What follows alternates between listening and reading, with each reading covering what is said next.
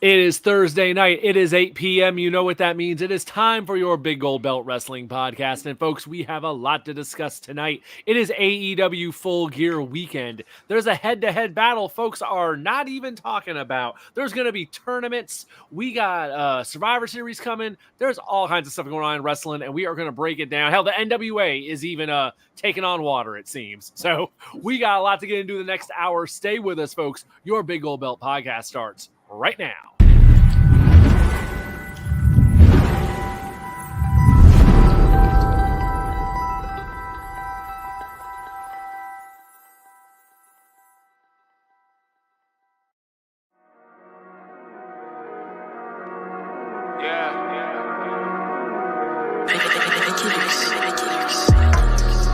Big gold belt, big gold belt, big gold belt, big gold belt, big gold belt, big gold belt. All I really want is that big gold belt, big gold belt, big gold belt, big gold belt, big gold belt, big gold belt. All I really need that big gold belt, big gold belt, big gold belt, big gold belt, big gold belt, big gold belt. All I really want is that big gold belt, big gold belt, big gold belt, big gold belt, big gold belt.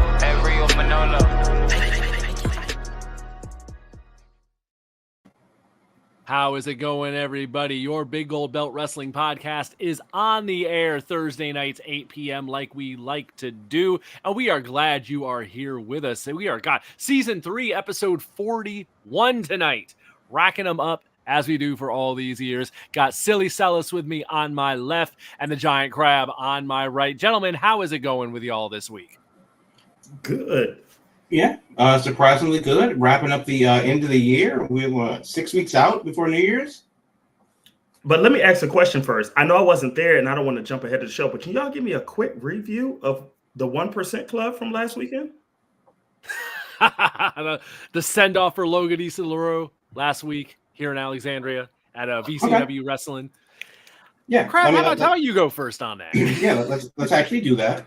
So VCW, Virginia Championship Wrestling, had their first show in this area of Northern Virginia, and it was packed. Wow. It was at the Rec Center in Alexandria, packed really to the rafters. It was interesting because last time I went to an indie show. It was to be expected. Half full, decent crowd. A lot of people knew each other. Whatever. But this thing was packed, and it was interesting to see it so full, considering that VCW didn't really market it in this area as much as I would have liked to. They didn't really, hit the pavement on social media, doing the thing. They had a poster for the show, but it didn't really say that it was Logan's retirement match. Or was it their first match in Arlington or Northern Virginia? And it was kind of like, I wonder if they'll be back. Because, Logan's was a champion. He retired a champion in DCW as one half of the tag team champions. He was their world heavyweight champion, for a good long stretch. And he's been doing yeoman's work for the company, which is based down there in the Norfolk, Tidewater, Virginia Beach area. So for a lot of that, it was kind of like, oh, this is great. Obviously, there are signs at an indie show, which is a thing that usually doesn't happen, but there's signs at an indie show, and a lot of those signs were for Logan. So it was bittersweet to see a lot of faces that I haven't seen in many years, including Will's. A lot of just people. It's good to see the faces and good to see the names, and there's still a community for wrestling in this area, despite what promoters think. We're here, we're fans, bring us a show. With that said, though, the setup was pretty bare bones, as you would expect for an indie show. The one thing, because for an indie show, if you've never been to an indie show at all, ever, it's obviously not televised. That's one thing. Generally speaking, it's not televised. Some of them are, including tonight's Indie Spotlight. But it is pretty bare bones, really intimate setting, a good opportunity to get up and close and personal with a wrestler that you know or a new favorite wrestler that you have. It's kind of like seeing a garage band for the first time. You know, those first couple of stages of Garage Hero before you make it out of the basement. And it can be a fun, communal experience. If you have more than one speaker, the show itself was fine. It was typical of an indie show. A lot of great spots. Some good matches from some unknowns. Some better matches from some known knowns. But damn it, you can't cut a promo of any kind of length on one, boombox speaker. And I hope that's being generous. Watching, right. I really hope that whoever was watching on a Title Match Network, maybe their feed was better than ours. But Logan, it's his retirement, and God bless him. He 10, 15 years in the game, did his thing, said on social media later because we couldn't hear him in the building. He thankful and gracious for everything, all of his opportunities, and that was great. But his retirement speech, he just ditched the mic because we couldn't hear him. And that like the production side of it was really unfortunate. The first couple of guys, Dirty Money, who was a big fan favorite, not a guy that I'm particularly familiar with, but he had, a huge following. Mm-hmm. But he came out to no music because the music was wonky in the beginning. So, the typical indie hiccups. But I will say, though, to their credit, from a production standpoint, the show ran at a nice pace. Matches, were not overly long. The card placement was just right. They did have a 15-minute intermission that was, at a good time. I hope they come back to the area.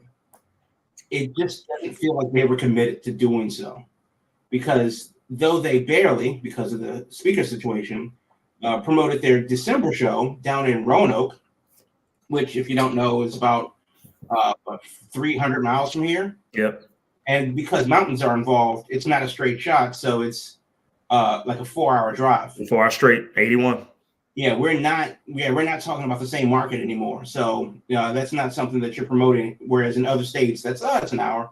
Nah, it's not close.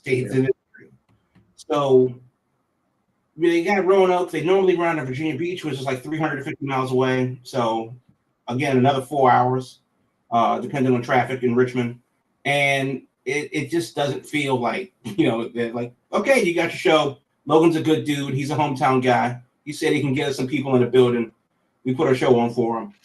Everybody wins. But unfortunately, it just doesn't feel that they were committed. And I hope I'm wrong. And if somebody from VCW is watching this, I am very happy to be dead ass wrong by you bringing us another show a little later. So good show overall. Yeah, I think I'm pretty sure it's on Title Match Network. Definitely worth a look. 7 matches. Logan versus Yuta was expectantly great. It's just good to see fun mat-based technical wrestling again. But they had a battle royal, which was fun. I actually, I may just watch the show again to hear the promos that I couldn't. So, solid B+. Please come back and bring more speakers. Yeah, I'll keep it right short and sweet. It was Logan's send-off, and it was the Logan show. There were people there that were clearly there to see Logan. That said, there was also a pretty good contingent of folks that seemed that they were there because there was a couple AEW folks on the show that they knew between Wheeler, Yuta, and Nyla Rose. They definitely had their contingent of folks there that weren't necessarily, I think, local indie fans, but they were there because there were some AEW folks coming to town, and somehow they found out about this show despite the advertising being really wonky for it. But hey, they filled the building, bleachers and everything, couldn't get any more people in there. So there was a great crowd, and I think that's the big question is, if VCW were to come back, would a crowd of this sort come out again, or was the draw really just being it was Logan's final show? So there's only one way to find out. You got to put on another show. But for this one night, at least, they drew a crowd. And, location, I think, was great. The venue, I think, was great. It was just, work out some of the kinks with, bring in a better PA and stuff like that. And we can be off to the races. So, I don't know. We'll see. I'm optimistic that maybe spring 2024, maybe we'll see something. Who knows? Cool. Time will tell. Let's switch gears because there's other shows going on this weekend. This weekend, it's AEW Full Gear out on the West Coast. In California, they're going to be having the show out there. I guess they're already out there because the Dynamite last night was from out there, right? Yeah, Dynamite was in Ontario, California, which is a suburb of LA. There we go. And then, of course, tomorrow night, because the show is on Saturday, so you can't have Collision and the show happening at the same time. So Collision is getting moved to Friday, and Full Gear is happening on Saturday. So let me ask you this though. Yeah. Since Collision is normally on Saturday, do you like the Friday move, or do you think they should have done like a Sunday Night Heat thing and have Collision be the pre-show? Ooh, that's a lot of wrestling for one night. I wouldn't do 2 hours of Collision before. Well, you can make it in 1 hour, condense it under 1 hour. I would say, not unless you have some promos, some mic work, some behind the scenes interviews, you could do it for 2 hours, but I think it should be before Full Gear. Me personally. I mean, it's in LA time too. So, the show starts 5 o'clock Pacific time. So you'll start about 3 o'clock. Right. And to be fair, it is one of their 4 pay-per-views. So each of the 4 should be on a big 4 WWE level, even though AEW doesn't really see it that way. I just think that it's interesting because I remember Sunday Night Heat as a live. It was just something about it being live. Yep. And a precursor to the pay-per-view. Yep. From the building and everything. And it felt bigger than a pre-show, but obviously it's still Sunday Night Heat, so whatever we get, it doesn't really matter. But maybe because of the relevance of Heat versus the relevance of Collision. Collision is obviously a more important show than Heat was, so maybe that's why Heat felt bigger. But I don't know. I mean, yes, a 2-hour pre-show for a 4-hour event is a hell of a lot of pay-per-view. But then again, it is the pay-per-view and not just one of their specialty shows or extra long Dynamite or something like that. And then of course Saturday, something big happens this weekend. But then of course Friday, you have what we're going to talk about, and that's SmackDown. This is the biggest head-to-head matchup that AEW's ever had. Is it a coincidence that nobody's talking about it, or is this something that people generally overlook that AEW hopes that you're not listening to this podcast and going, huh? Is it a victim of the pay-per-view the next day, and they're putting all their focus on promoting the pay-per-view next day, that they're just like, the timing of this ain't right to make a big deal out of this? Or is it as simple as, we're going against SmackDown and we know we're going to get massacred, so just focus on the pay-per-view? I mean, is it a little A, a little a B? Well, it's weird, and I'll give you the floor in a second, Silas, but it's weird because it is the go-home show. It's the go-home of go-homes. Yeah. And so, actually, when does Rampage air? Does Rampage air its normal time? Are they doing 3 hours? I think it does, it's 3 hours. Yeah, it's going to come on after it. Right. So they're doing Collision and Rampage. This is the go-home of go-homes. 3 solid hours of wrestling on Friday. So that's going to be 8 to 11. Good Lord. Well, if you want to see what AEW Raw looks like, then there you go. But yeah, so you have a 3-hour event on Friday, and 2 hours of that is going to be direct competition with SmackDown. It's kind of like, I wonder will they try a little bit hard? Because remember just a couple weeks ago when the World Series was happening and AEW was moved to Tuesday. Right. For Dynamite was moved to Tuesday, and you would have thought that they were watching each other's screens playing chess against each other. They made a big literally deal about that. programming. Yeah, but this is the biggest deal. It's your go-home show, the last minutes of television time before Saturday's pay-per-view. You're up against SmackDown in its normal time slot. This is what you want. This is what we're throwing haymakers, and no one cares. And it's the oddest damn thing. But go ahead, Sal. Yeah. Will, you about to say something before I go? Go ahead, Sal. You get in here. And I think this is a bad thing to test in a way, because I think they're trying to test. Let's say if we go compete with WWE just on a lower scale because it's before our pay-per-view event, let's see how much viewers we can get. But that's a bad test to do right now because really SmackDown is still on Fox TV, which it doesn't have to be on cable. You can have your antenna and still watch it and just like, oh, okay, I'm going to watch wrestling for a couple of hours on a Friday night if I'm at home. I think you have to be very careful with the content that you're doing. I think if you're going to put Collision and then Rampage right after that, you're going to still do vignettes and promos building up the match. Now, Collision is going to be live, but Rampage is not, correct?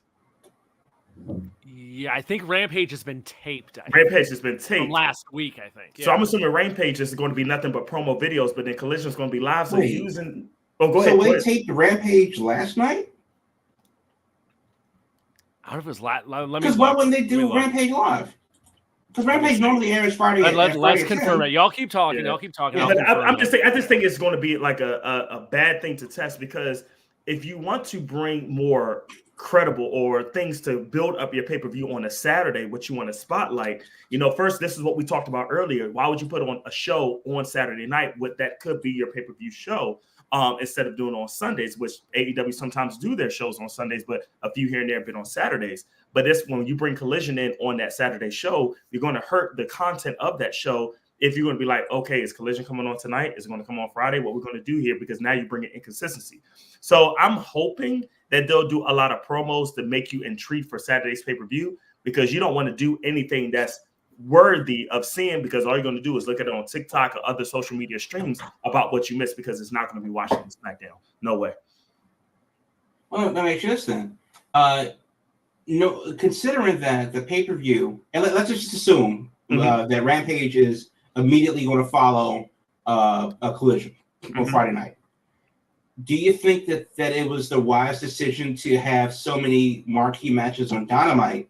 You had this Battle Royal Street Fight thing from the Yakuza game. You had the tag match with Hook and Orange versus Undesirable number 1 and Yuta. You had a pretty decent card for Dynamite, and then you have I don't know what for Collision. Yeah. But do you think maybe that should have been flipped and you put you stack Collision regardless of SmackDown? It's still your go home show. Yeah. This is the last impression of before the pay-per-view. Do you want that to be fresher in the minds or people still chomping at the bit of Wednesday? So I would agree with that too, what you just said, because if you put promos for some of these bigger matches to be on Collision prior to the go home, I think that will feed in more advertisements to say, hey, Collision's on Friday, guys. If you want to see this match before the go home pay-per-view, because you have your last stitch effort to try to build up your promos for these matches that you got on the card, I think that's an effective way to do that. But I didn't watch Dynamite. Was it at least hyped in any type of way for you to look at Collision on Friday? Like, was there any advertisement to say, hey, because we got this special day that we're showing Collision, make sure you watch? Was anything transition for that? Well, so of what I've seen of Dynamite, because I didn't watch all of it, the short answer was no. It didn't feel like a special show, but it felt like their normal, process where, oh, these things are happening. Yeah. Okay, cool. Also, we have a different show, and you can watch some other things happen there. Yeah. Yes, I think a match was set up for Collision. They did Tony set up Storm a match. versus- They did set up a match for Rampage on there, which is the one match announced for Rampage. So, okay. And Rampage is live. So it is live. Okay. Yeah, the one match announced for Rampage is Emi Sakura and Tony Storm. And Tony Storm's tune-up match before the pay-per-view on Saturday. They had that booked on during Dynamite. Yeah. And then other than that, all they have announced is Renee Paquette sitting down with MJF and Jay White doing, getting a segment. So stuff that's going to hype up, your main event. But there's only one match announced for Rampage. Right. So it really feels like and just for continuity's sake, because this is a special case for AEW, where they're doing a Saturday pay-per-view. They have the Sunday, they could do a Sunday event, but they're doing a Saturday event. And that's kind of why it makes me think that maybe it's better if they just had Collision be live. You can still do Rampage, tape it at Dynamite, and they're not even using the same building that they were in for Dynamite. They're going to be in the forum for Collision, Rampage, and the pay-per-view. Dynamite was in Ontario, about 20, 30 miles east of town. So they've already moved into the big building. You could just do Collision in 2 hours on Sunday, and then whatever the show is, because the show is going to be pre-show included, it's going to be a 5-hour long event. Yeah.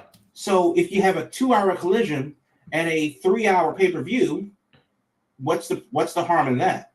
Because that's the thing about the pay-per-views, is that it's not necessarily the content, it's the fact that they drag on past midnight. Yep.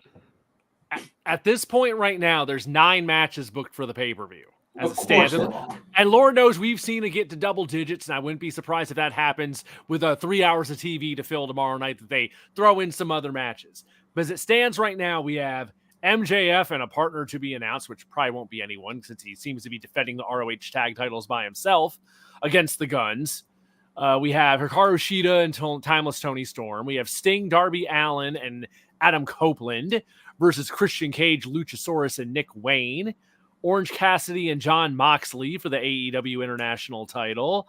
Hangman Adam Page and Swerve Strickland in a Texas death match, which really feels like the hottest match they've had going in the last month, as far as like anything that's caught fire in any way.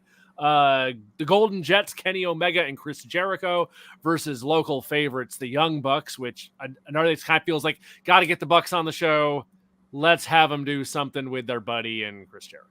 Mm-hmm. Chris Statlander, Julia Hart, and Sky Blue in a 3-way for the TBS Championship.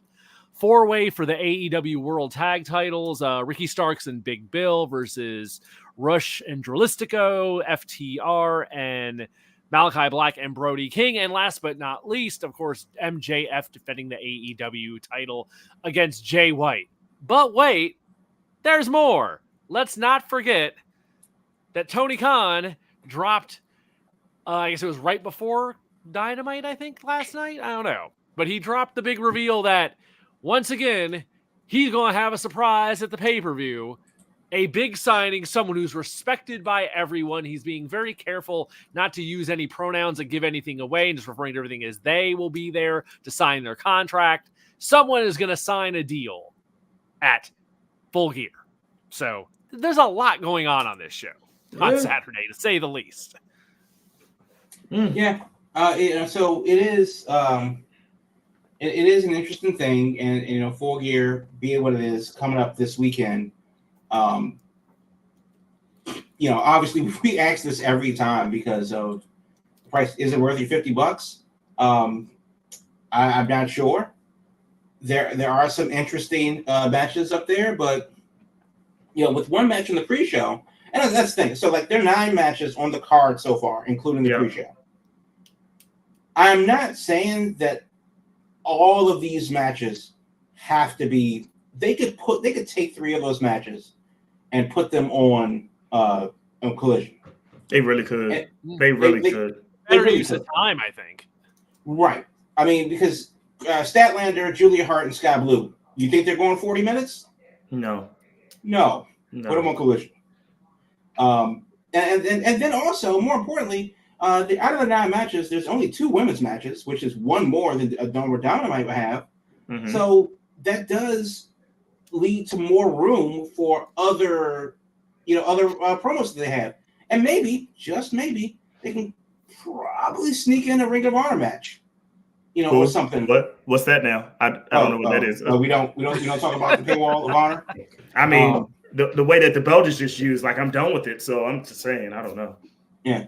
So I mean, I don't know. It just seems it's interesting that they're going the way they're going, as if it's business as usual, when realistically they have an opportunity to make some noise, because if the improbable happens, where AEW puts on a hell of a show on Friday, 3 straight hours of wrestling, because now you have an opportunity to book back-to-back pay-per-views in the same night, in the same weekend.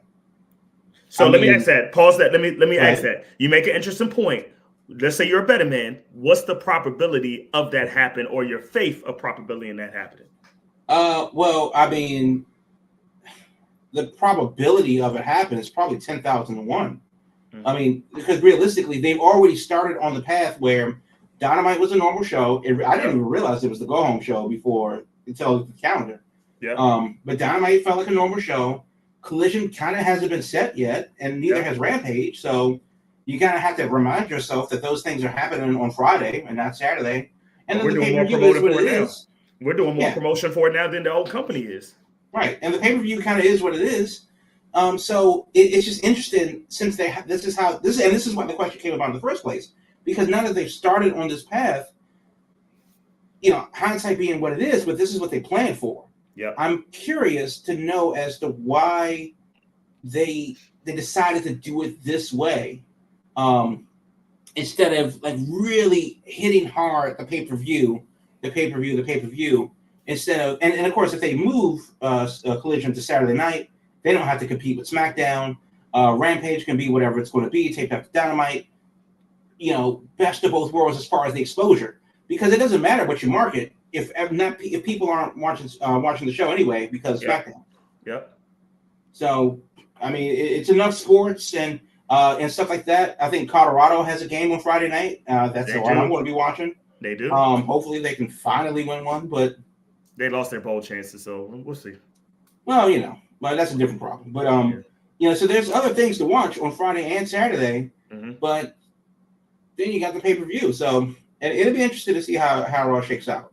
Well, and here's what we have for Collision at the moment. There's 3 matches announced so far. So here's what they're putting up against SmackDown, since Collision will be head up against SmackDown from 8 to 10. At the moment, we have Miro versus Daniel Garcia, Hikaru Shida and Chris Statlander versus Saraya and Ruby Soho, and Dax Harwood versus Roosh. I look at that and I'm just like, man, where's your big names? Like your top of the card for that pay-per-view is just noticeably absent right there. I may take a peek at Daniel Garcia if I feel like it. Maybe. Yes, I'm really curious what they're doing Friday night. What their plan is going into this, but because we've seen how they've done this before. Where they would pull out all the stops. You'd have Tony promising all kinds of stuff, and he's promising stuff for Saturday, but Friday night he does. It's like they're punting it and just like never mind. Yep. Yeah, I don't know. It's interesting. It's interesting. Okay, one part of the show we didn't talk about. Thoughts on this whole mystery signing thing? Who we think it might be? Who do we? There's 2 things here. There's expectations out there from folks about who this might be, and then there's a reality of we know how Tony's announcements go. So this could be anything. It could be something. It could be nothing. So sell us your thoughts. So I'm thinking about it, and I'm not excited to say this, but of course, this person, they are well, renowned. And I'm thinking about, this is somebody that you could possibly say he's going to be Sting's last match. So I think it's going to be Goldberg. Oh, I have heard Goldberg's name mentioned. Not by many people, but I have heard his name mentioned. Crab, what are you thinking? I kept hearing names like Goldberg as well.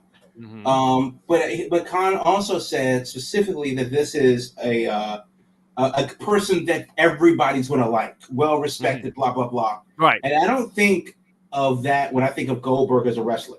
Not with his audience. No. So I don't think it's going to be Mercedes, even though she will come later.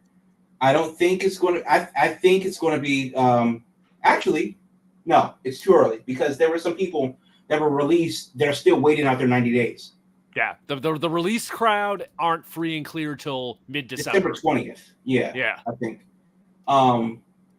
But then there's some in that release crowd that are actually released. Their contracts were just not. They didn't terminate their contracts. And there might be some people that had like 30-day windows as opposed to the full 90. Right, because they were on NXT, which is why I'm saying top dollar is absolutely no, God no. Please don't fly that man out to Los Angeles. I think Mustafa Ali is probably my best guess. I've heard Mustafa Ali. You mentioned Mercedes. A lot of people seem to think Mercedes. There's a whole lot of kids out there. My God, they want to be Will Ospreay. It could be. I don't know. But is Will Ospreay the guy? I don't think so. That not for the name, but we've seen Ospreay in AEW. Yep. Right. That's not the big get that you think it is, because it's like, oh, he can just come back. He can just come back for a program. Yep. Do the thing, and then leave. And if people get Ospreay once in June for Forbidden Door and once in January for Wrestle Kingdom, I think that'll be more than enough for fans. But I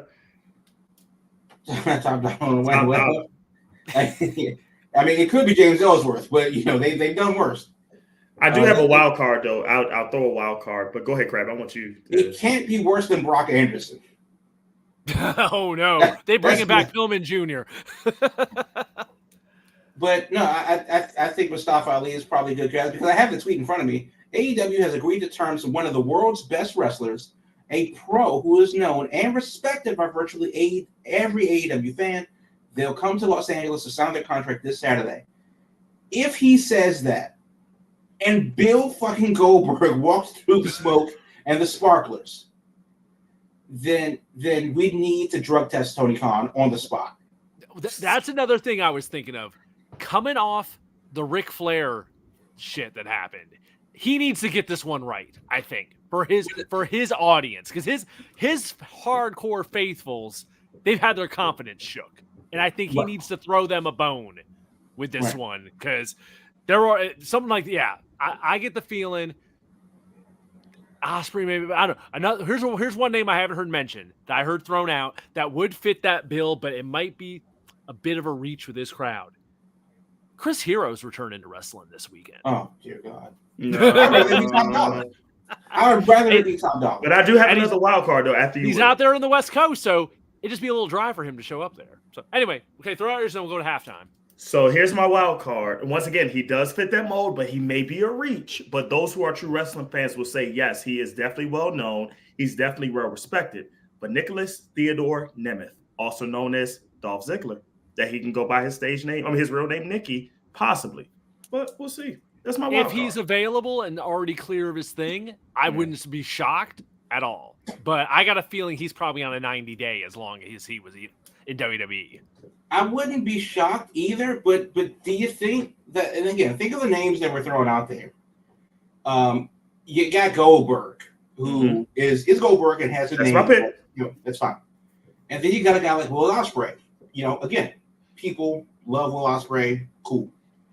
I think Mustafa Ali, because he does say we're one of the world's best wrestlers, a pro who's known and respected by every AEW fan.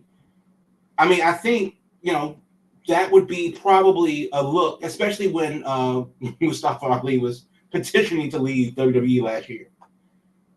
And then to come and say, Dolph Ziggler, I don't think of the AEW, Honey Hive clamoring for the Hollywood Hunk and his brother to team up. And then that's also a thing, too, and I really hope it's not a guy, because the women's division needs this win. Like I don't know who it would be, but the women's division needs this win.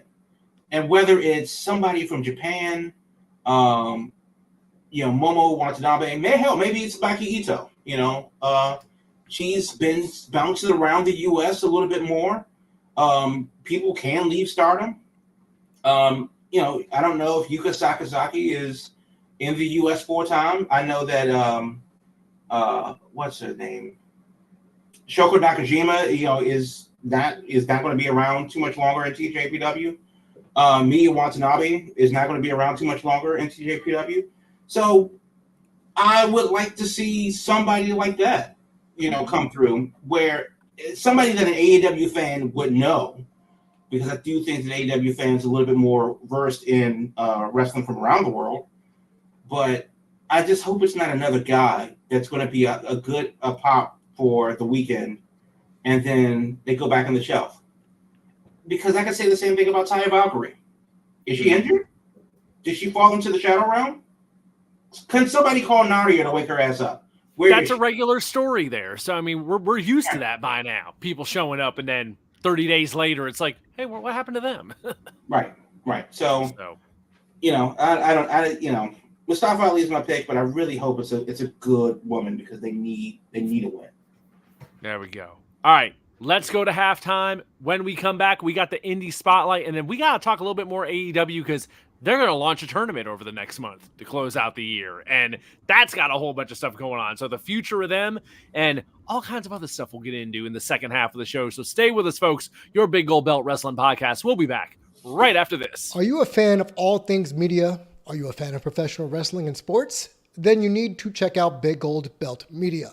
We're the ultimate destination for all things entertainment and media, with the latest news, interviews, and analysis from the world of the aforementioned entertainment realm. Our team of dedicated journalists and analysts will bring you exclusive content that you're not going to find anywhere else. And we're not just an online destination. We attend live events, conventions, bringing you behind-the-scenes access and exclusive content that you're not going to find anywhere else. Plus, you can show your support for our brand by subscribing to our Patreon, patreon.com/BigGoldBelt. Join the Big Gold Belt Media community today and stay ahead of the game. Follow all our social media platforms at Big Gold Belt for the latest updates and exclusive content. Whether you're a diehard wrestling, sports, nerd culture fan, or just a casual like some people, Big Gold Belt Media has everything you're going to need to stay informed and entertained. So what are you waiting for? Check us out today at biggoldbelt.com. That's biggoldbelt.com. Welcome back, folks. It is our second half of the show, and as we like to do every week on the Big Gold Belt Wrestling Podcast, we like to check out what's going on the indies, so it's time for the Big Gold Belt Indie Wrestling Spotlight. Okay, so for this not coming weekend, it's November 24th through 26th. And it's WrestleCade down there in Winston-Salem, North Carolina at the Convention Center. You can get your tickets at WrestleCade.com/tickets. But basically, it's a whole weekend of wrestling, big 3-day long convention starting Black Friday, November 24th. You have a bunch of different things. Jimmy Hart, he has behind my music, like a panel. Producer Montesi, who has done a lot of theme music for a couple of AEW stars. He has a panel and a podcast. Shane Douglas retrospective has happened. GCW is going to have a show that Friday night. You can cap off the night with Johnny Swinger. Good luck. Oh. Right. Jeff Hardy's in concert on Saturday. Title Match Network presents Ladies Night Out. That's on Sunday. And AML Wrestling has a show called The Day After on Sunday. So all of that and much more, including meet and greets, VIPs, sessions, guests from every era of wrestling. If they're alive and not on television, then they're probably at WrestleCade. And of course, some of the AEW guys that you do know are going to be out there, including Andrade. He's going to be out there. Arn Anderson, Brock Anderson is going to be there. So please, I thought he was going to say Purdy. No. He's not big enough. He's not bigger than Brock Anderson. Billy Starks, Billy Gunn, a lot of people coming through. The list, is Marina Shafir, Matt Cardona, Melina is going to be there, Speedball, Mike Rotunda, Mickey James, Magnum TA is going to be there. So a lot of names. So check out the guest list also. But it is WrestleCade. Not this weekend, but the weekend after Thanksgiving. It is November 24th, which is Black Friday, through the 26th, down there in Winston-Salem, North Carolina, and that's the Indie Spotlight for this week. There we go. Lots of stuff happening, as always, as we head into the home stretch of the year. So one more AEW thing we got to hit on, then we can switch gears and get into some other stuff. Last week on Collision, Tony Khan announced the Continental Classic. What is the Continental Classic, you ask? Well, you know how Tony is. He loves him a tournament. That man will throw a tournament for, it seems, any darn thing. So if there isn't a reason to do one for a number one contendership or for a belt or something, he's going to create one. So what we're going to have is the Continental Classic, which will be a little different than the tournaments we've had in AEW previously. It will be beginning on November 22nd, so next week's episode of Dynamite, and will last for the next 6 weeks, concluding at the World's End pay-per-view on December 30th. What they're going to do is it's going to be round robin style. 2 groups of 6 wrestlers, so a total of a dozen altogether, having matches over the course of like the next, it's going to be, how many weeks would that be? 6 weeks. So it's going to be a long pretty much take up the rest of November, all of December. Well, that's how many weeks we have left of the year. So remember, ironically, I said, hey, we got 6 weeks left in the year, and the show is New Year's. It is going to close out the pay-per-view cycle, close out the year. All we know so far is Bryan Danielson is in it, taped up and held together, and with an eye falling out and all that stuff. He was there when he made the announcement. They teased Kenny Omega. We have no one else announced yet to fill out the dozen, but Bryan Danielson cut an impassioned promo when the announcement was made about this, and brought up, this is going to be the best pro wrestling tournament ever, and between that and then the format of it being round robin, it immediately led to the comparisons online of, this is AEW's G1. Tony don't want to lend out Bryan Danielson to New Japan to wrestle the G1, so he's doing one here. So a lot of folks already, they got this thing at a high, lofty pedestal out of the gate before we've even seen a match, before we've even seen a field of competitors to know who all is going to be in this thing. But I don't know, guys, thoughts on this, and just, going into this, okay, it's going to take up the rest of the year. Is this something to get excited about, or is it kind of like, kind of wait and see? It's kind of a wait and see for me. When I first saw this, that's like every person from sports organization or wrestling promotion wants to do some type of round robin tournament. I know the NBA is doing their in-season tournament, and then we got this. It's like everybody wants to do a round robin. What I would like to see, that would be something better. Let's say you have a single man elimination tournament. Okay, gotcha. Now, who's ever at the finals in those brackets, make it a best out of 7. I want to see a classic best out of 7 with 2 hardcore wrestlers going for some type of prize or contendership that you're going for a belt or something of that nature. But going back to what we said earlier, the person that we bring out, which will be kind of good, I don't think they'll do this, the person that they can bring out as the wrestler that everybody respects, put them as the next announced person for this tournament. Maybe that will bring some intrigue forward, I would hope. But right now, it's like, it's just another tournament, and I don't know what you're using it for. Granted, it's going to be filler for the rest of the year, but make it interesting. But I'm not really intrigued right now. Kind of the same. I don't know what the payoff for this is. And they've had many a tournament in AEW where the payoff was just for some participation trophy. The Dynamite Diamond Ring, comes to mind. Well, they have that already. The AEW Women's Tag Team Medal tournament thing that they did once. Well, sure, that was a thing. It just doesn't. There's no payoff at the end of it for. So I'm like, what is this? Even the G1, has the big trophy and stuff like that. What I would like to see, kind of like either like a Young Lions tournament that Ring of Honor used to have, or maybe an unsigned, tournament where if you are not on the AEW roster, we're inviting indie talent to come in, work the tournament, and realistically, and I guess that's kind of like the same consideration as the Cruiserweight Classic, but just come in, work the tournament, and then, the winner gets a definite contract.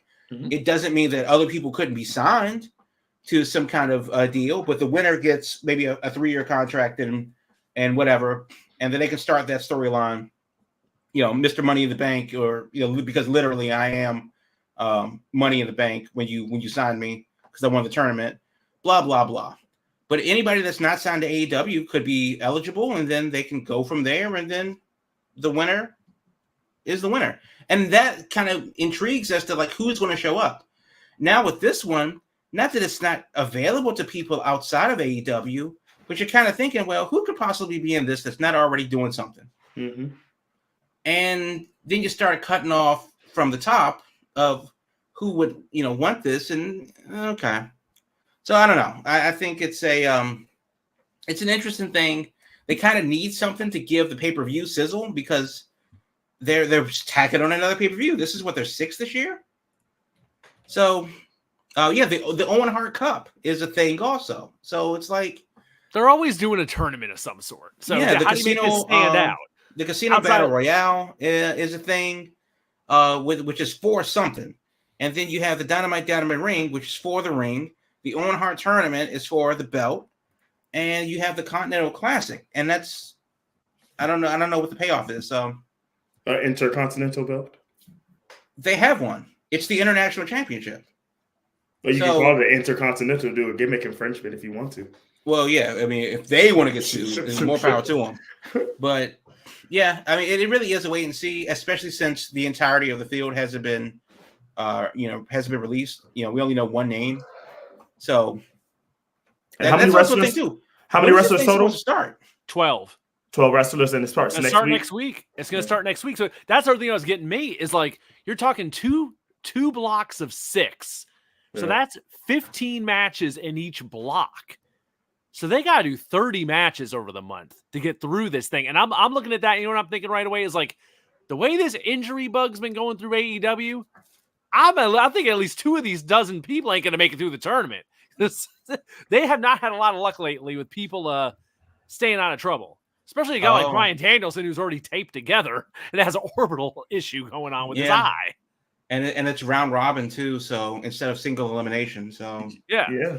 You're guaranteed 3 matches, I'm gonna think, for 3-4 matches, probably. Yeah. How do you fit all that in that time? Well, that's kind of the thing. Like, are you going to bog down the top of the card with this tournament, or are you just going to get a bunch of mid-carders in there? And that's a lot of having to see the same people over and over again. Well, they already do that anyway. I mean, it's not exactly like we see, the depth of the roster anymore.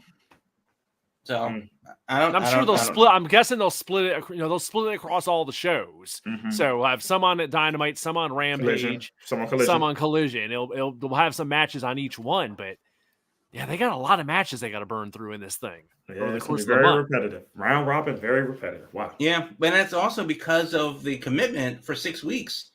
What does that look like for the chances of bringing somebody in? Do you think they can get somebody from AAA on loan for 6 weeks for the tournament? Somebody from New Japan? Yeah, it's not like you can bring someone in hot and be like, you're coming for like two of the matches, we'll give you 2 rounds and then you're out. Yeah, you get like a showcase. Yeah, to make an impression, and that's it.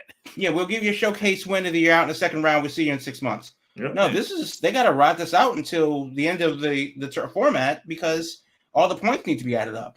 Yep. Yeah, that the round robin part worries me. The way their roster has been taking hits. So, fingers crossed. If I'm Tony Khan, it's like, okay, guys, don't be going out there killing yourselves. Well, you got 20 wrestlers about to kill themselves on the pay-per-view too. If you're going to use any of them in the tournament as well, so.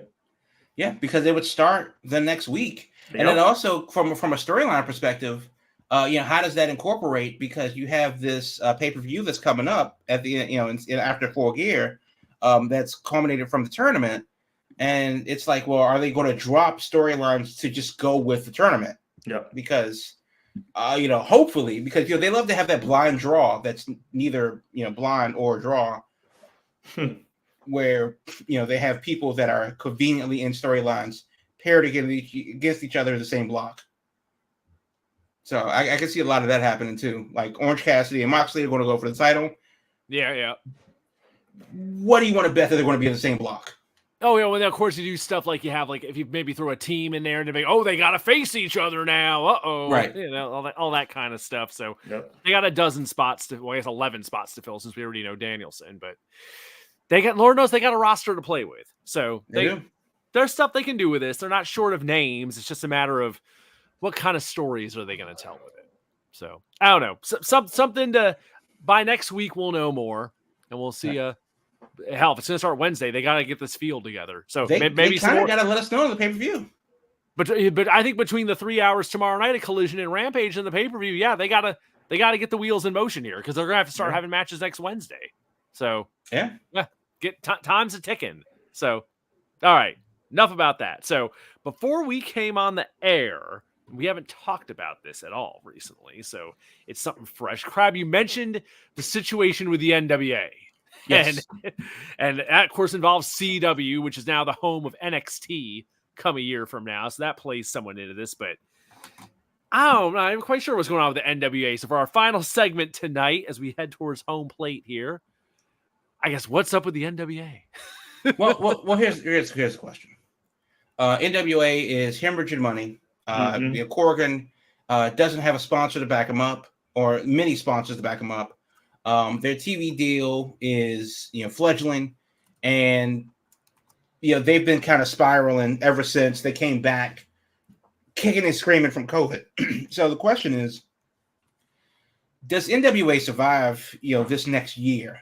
And I say next year being from now until the end of 2024. And more importantly than that, because the word is that the January tapings have already been booked, but it's going to be with a skeleton crew, and only signed talent is going to be there. So a lot less freelancers, a lot less one-offs and stuff like that. They don't have the money to bring in any real name. So that doesn't have to mean anything, because there are MLW. I'm sure, I can't imagine that their capital is that much greater than NWA's, or any of the super indies like GCW, Beyond, Freelance in Chicago, Defy, Prestige, DPW down in Durham. They're doing similar things too. So I don't know what they're doing, and NWA isn't. So that's kind of the thing. It said that Billy Corgan is going to be cutting all kinds of corners to get the show off the ground, as it is, hemorrhaging right now. But what does that look like? Because honestly, NWA had a good thing going in the very beginning with Power, being an 80s studio television show. It was unique. It stood out from everything. Yeah. So now why can't they do that again? anymore? Yeah. Right. So we just do that. And I promise you, if you look at the roster of the guest list of WrestleCade, that's who I would want to see on an NWA Power. That's the thing. They did a Memphis-style studio wrestling show in high definition. Mm-hmm. That's what it was. That's the gimmick. And it worked. So I haven't looked at NWA recently because I really can't find it. And there's more than enough stuff out there to not try hard enough to look. But it is kind of like, damn it, Billy Corgan, just go back to the dance partner that got you there. Mm-hmm.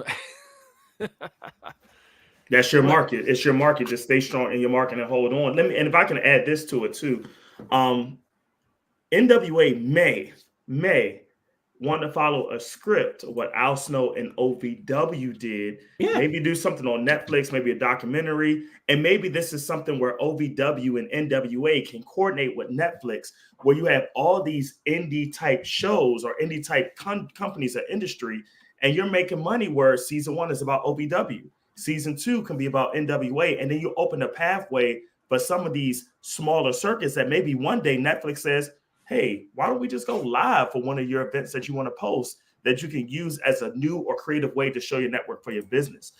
Because there's some markets like what NWA does, what you guys said with NWA Power, that you still got a market of people, especially our age and a little bit older, that feed off that reboot of what it looks like and what happens in the late 80s or 90s, and they want to live that again. So it's a market for it. It may not be the CW, but it's somewhere out there where if you do some networking and communicate it enough, it's still an avenue for you to be successful.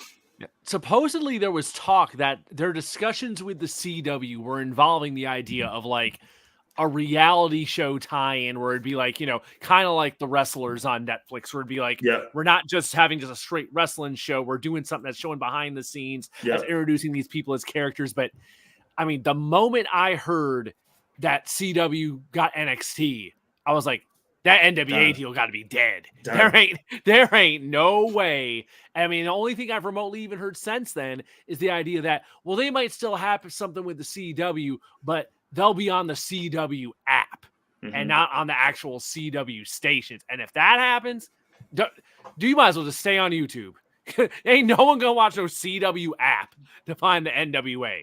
YouTube better than that at this point. I mean, so I'm having a real hard time thinking what they can do going forward if these spots don't fall into place for the CW, because that seemed like that was the first thing, and everyone was like, oh my god, how they gonna get something on the CW? That's well, at least women of wrestling are on there and stuff. So hey, why not? But let me ask this. Just to keep on your point, you just made me think about something. Is Tough Enough WWE property still, or is that property available? Because I remember MTV. I'm used to sure they Tough have it Enough. locked down. Okay, I'm okay. sure they have it locked Because down. I'm thinking about like MTV, because you know how I'm Yeah. going back in these reboot days, the Real World Road Rules Right. Challenge. Maybe Well, it's the something you last do time at they did, wrestling. last time they did Tough Enough, they did it on a USA Network. So Gotcha. I'm sure they have that name locked down. If they were going to do something like a Tough Enough, they'd have to come up with like their own version of it.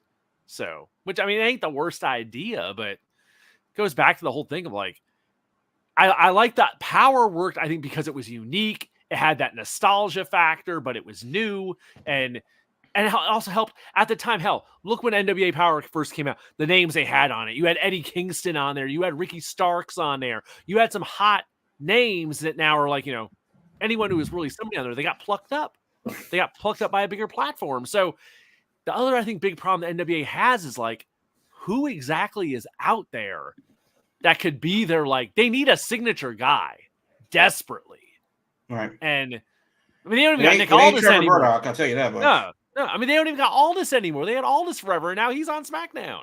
So it's like, they don't even have that. That was where they hung their hat on forever. So they need a signature star and they need a signature concept. And Power was at least the concept. I think it was the right concept. But I don't know. I think they've spun their wheels so long trying to get something going. I don't know if there's anything left to try at this point. Well, yeah, I mean, that's the thing. They've had too many unforced errors. They, they didn't come back when everybody came back after COVID. Yeah. To be fair, AEW really occupies a lot of the space that Impact and Power once had. And they've just vacuumed up that territory. Because you think of how many people that were in NWA specifically and were immediately a mainstay that wanted to jump over to AEW when they realized that the business model was shit from the beginning. Thinking of Kingston, thinking of Thunder Rosa, thinking of Nick Aldis, who's with the WWE eventually, which he could have. He could have left anytime he wanted to. It's kind of like, well, damn, what happened? So even still, I mean, they got. I'm looking at their YouTube right now, and they do have some names. I see Max Stampaler. She should be a star. I see, Damian Sandow, Aaron Rex. I think that's what they're calling him now. Be a star. Chris Adonis wasn't terrible. Could be a star on that level. But then I also see the Insane Clown Posse. Well, they do bring an audience. You can always count on the Juggalos. Well, not enough to keep the show running. So there's that. But I also see EC3. And it's kind of like, okay, well, I don't know. And Camille is there too. So because Camille just won't leave. But it's kind of like, this isn't it. And then you have the actual shows. They're on YouTube. Their latest show was posted 2 days ago. It has 30,000 views. Right. In 48 hours. In 48 hours, it has 30,000 views. That's not good. So there are a number of different things, the ways that they can go about it. But honestly, if they're not going to be a touring brand that just brings the show around the country and presents it and whatever, cool. If they're going to be a closed set with a small audience, cool. But they kind of just got to start over. Figure out what their identity is going to be, and go from there, because there's just too many. If the space is crowded, there's too many options out there for you. Title Match Network. What's the other one? Fight TV. More stuff is coming to network TV. It's NXT is up and running. WWE's figured that there's just the space is crowded. So there's no shortage of wrestling. There's no shortage of wrestling. We're in a wrestling deluge for content. Yeah, no doubt. It is what it is. It is what it is. So I don't know. Best of luck to them. We're at our hour. We are at our hour for this week. You know what we got to figure out for next week? We got to figure out what we're going to do this next week, because next Thursday night we will not be here. Nope. Next Thursday night is Thanksgiving. Yep. So some other night next week, we're going to have to do the show. We'll have to put that on our social medias when it's going to be. But we'll have a show next week. We'll probably be focusing on, I'm guessing, the aftermath of all this AEW stuff. We'll be on the road to Survivor Series.